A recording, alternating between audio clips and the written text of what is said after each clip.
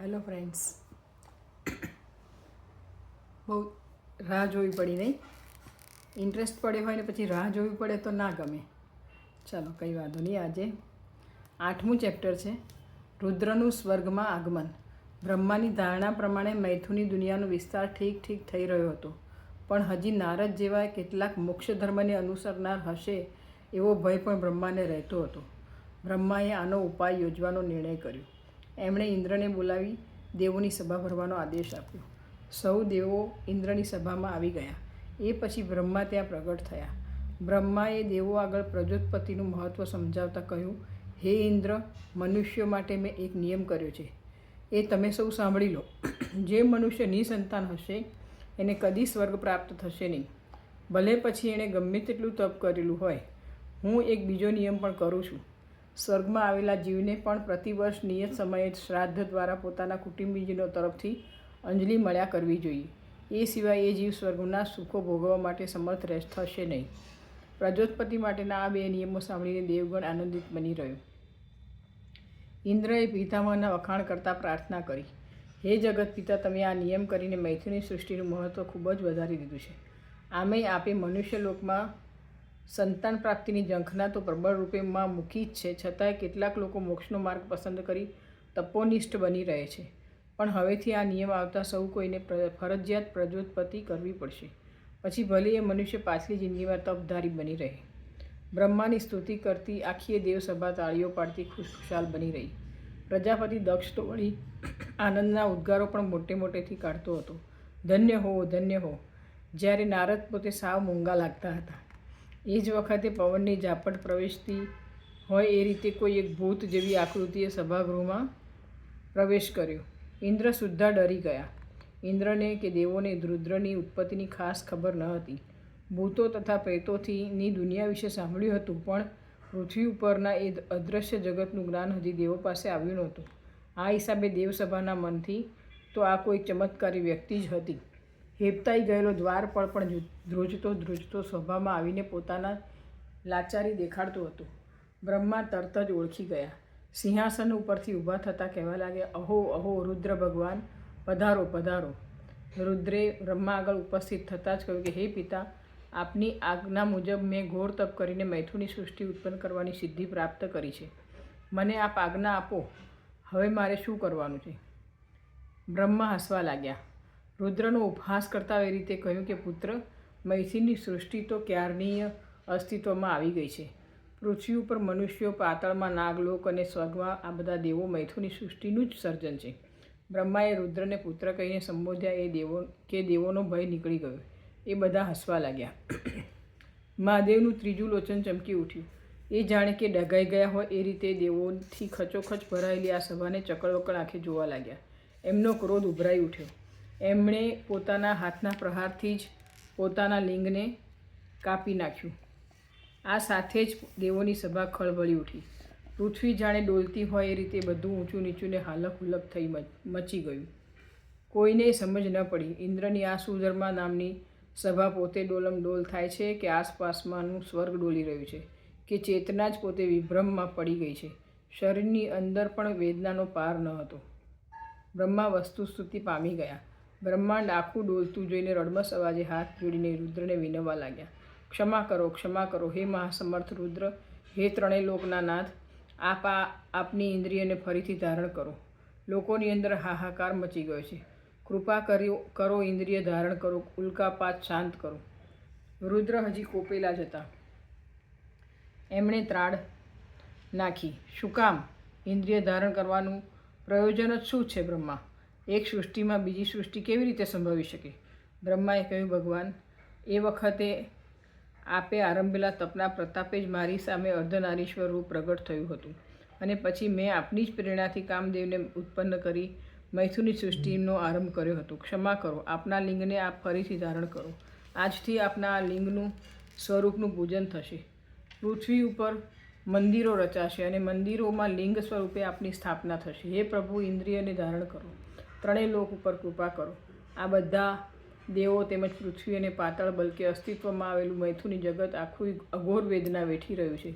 હે ભગવાન, આપ જ્યાં લગી આપની ઇન્દ્રિયને ધારણ નહીં કરો ત્યાં લગી લોકોની વેદનાઓનો અંત આવવો સંભવિત નથી. કૃપા કરો, કરુણા કરો. રુદ્રનો ક્રોધ થોડોક શાંત પડ્યો.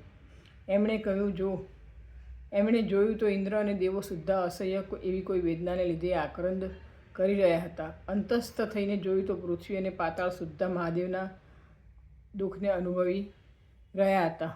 મહાદેવને લોક ઉપર દયા આવી. પોતાની કપાઈ પડેલી ઇન્દ્રિયને ફરીથી એમણે ધારણ કરી. દેવોના જીવને શાંતિ વળી. ભવન પણ જાણે ડોલતું બંધ થયું. બ્રહ્મા સુદ્ધા નિરાંતનો શ્વાસ લેવા લાગ્યા. ઇન્દ્રએ મહાદેવ આગળ આવીને હાથ જોડતા દીનવદને વિનંતી કરી, પ્રભુ આપ હવે આસ્થાનસ્થ થાઓ. બ્રહ્માની જોડેનું આસન પણ દેખાડ્યું. રુદ્રે ભલે આસન લીધું, પણ એ હજી પોતાની ધૂનમાં જ હતા. બ્રહ્માને કહ્યું કે હે તાત, મેં મારા લિંગને ધારણ ભલે કર્યું છે, પણ હવે હું મારામાંથી મૈથુની પ્રજા સર્જીશ નહીં. બ્રહ્મા વળી ચિંતામાં પડી ગયા. એમને થયું કે એનો અર્થ એ કે મૈથુની જગત આગળ વધતું અટકી જશે. ફિક્કું એવું હસીને મહાદેવને એ કહેવા લાગ્યા, ભગવાન, આ જગત તો હજી બાલ્યાવસ્થામાં છે. જન્મતા પહેલાં જ આપ એનો સંહાર કરશો? હે શિવ, કરુણા કરો. અને પછી બ્રહ્માએ વેદના સૂત્રો વડે રુદ્રની સ્તુતિ કરી. રુદ્ર હવે પોતાની અસલી પ્રસન્નતામાં આવી ગયા. નિર્મળ અને ભોળું એવું હાસ્ય કરતાં કહ્યું કે નહીં નહીં બ્રહ્માજી, આ સૃષ્ટિના સંહારનું પ્રયોજન પણ નથી રહ્યું. આ જગત ભલે ને જન્મ મરણ અને પુનર્જન્મના પંથે વળી પડી આત્મસાક્ષાત્કાર પ્રતિ આગળ વધે. હું તો હવે અસ્તિત્વમાં આવેલા આ જગત મૈથુની જગતને વિંધીને પેલી પાનું મૃત્યુંજય સૃષ્ટિનું સંકલ્પ કરીશ. તમે સર્જેલા આ જગતમાં હવે મારે કશું પણ કરવાનું રહેતું નથી. હું હવે આ જગતને મૃત્યુની પેલેપા દોરી લઈ જઈશ. બ્રહ્મા સામે નજર માંડીને નિર્મળ એવું હસવા લાગ્યા અને વળી બોલ્યા, હે તાત, હું તો હવે મારી ભૂત સૃષ્ટિ સાથે રમમાણ જ બની રહીશ. ઇન્દ્ર વગેરે દેવો પામી ગયા કે જેમણે ભૂતલોકની સૃષ્ટિ રચી છે એ જ આ પોતે રુદ્ર ભગવાન. બ્રહ્મા મૃત્યુંજય શબ્દને પકડી મહાદેવના કથનમાંથી અર્થને પીંજવા લાગ્યા. પૂરો ભાવાર્થ હાથમાં આવતા આશ્ચર્ય સાથે મહાદેવને એમણે પ્રશ્ન કર્યો કે આ જગતના અનુસંધાનમાં જ એક બીજી સૃષ્ટિનો સંકલ્પ કરશો, હે ને પ્રભુ? મહાદેવ જટાજૂટથી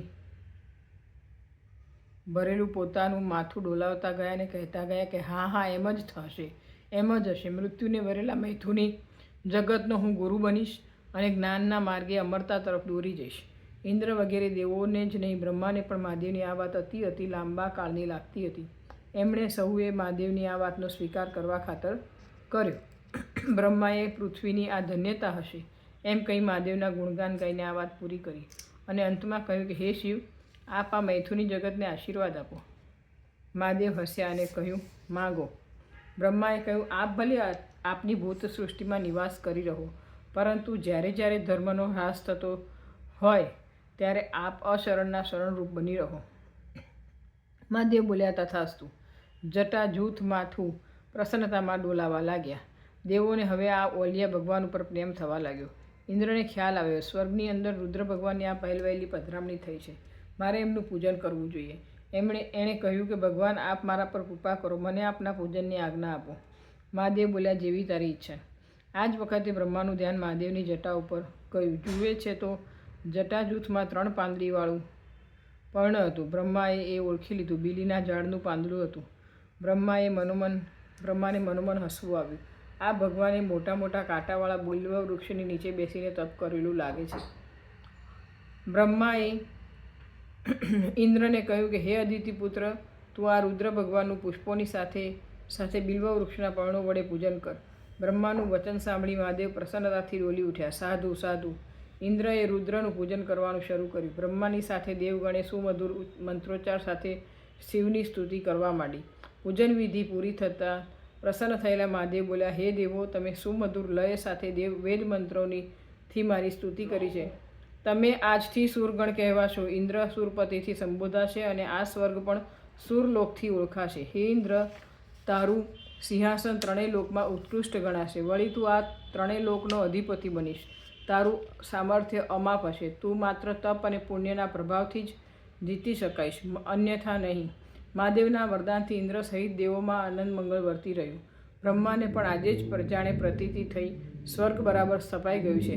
આ જગતમાં સુરલોક અધિકારપૂર્વક અસ્તિત્વમાં આવ્યો છે. અસ્તુ. ધન્યવાદ. સબસ્ક્રાઈબ કરજો, ચેનલને શેર કરજો, જેટલા બને એટલા વધુ લોકો સુધી આ સ્ટોરી પહોંચાડજો. Thank you.